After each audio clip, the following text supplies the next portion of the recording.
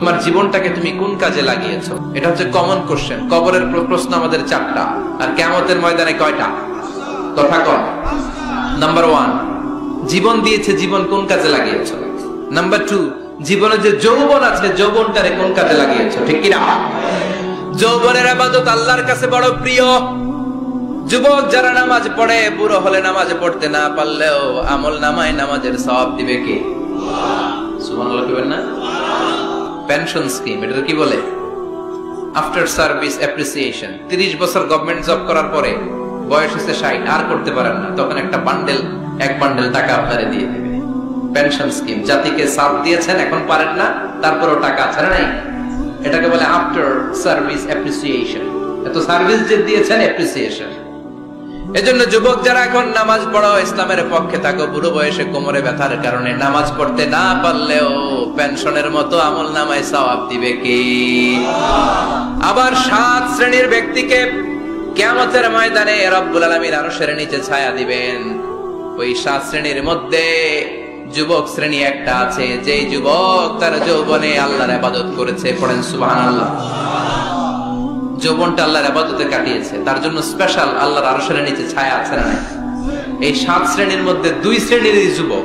একটা হচ্ছে যে যুবক যুবক বয়সে ইবাদত করেছে, আর একটা হচ্ছে যে যুবক কোন মেয়ের সাথে পাপ কাজের অফার পেয়েও বলেছে ইন্নী আখাফুল্লাহ, নিশ্চয় আমি ভয় পাই একজনকে, তিনি কে? আল্লাহ। চিল্লায় বলেন কে?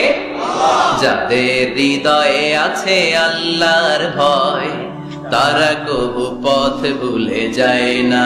আল্লাহর প্রেম ছাড়া এই দুনিয়ায় কারো কাছে কোনো কিছু চাই না।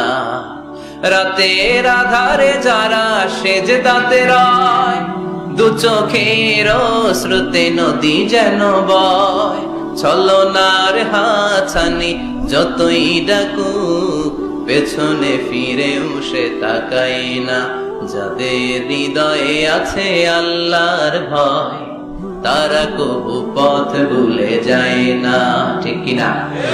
আল্লাহর ভয় অন্তরে থাকার দরকার আছে না নাই? এজন্য এই 5টা প্রশ্নের উত্তর না দিয়ে কোন বনি আদম কিয়ামতের দিন পা নাড়াতে পারবে? আল্লাহ আমরা যেন প্রশ্নগুলোর উত্তর সঠিকভাবে দিতে পারি, তুমি তৌফিক দাও।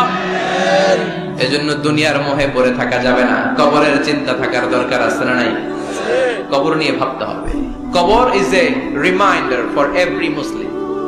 এই কবর, গ্রেভইয়ার্ড, কবরস্থানগুলো আমাদের জন্য রিমাইন্ডার। প্রতিদিন অ্যানাউন্স হয় অমুক এলাকার অমুক ভাই আমাদের মধ্যে দুনিয়ায় নাই, তারপরও আমাদের টনক নড়ে না। ঠিক কিনা?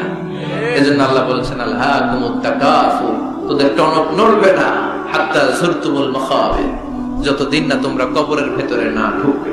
আমরা যেন কবরের প্রশ্নের জন্য প্রস্তুতি নিতে পারি, কবরের জন্য প্রিপেয়ার্ড থাকতে পারি। আল্লাহ তুমি তৌফিক দাও। আর জোরে পড়েন আমিন।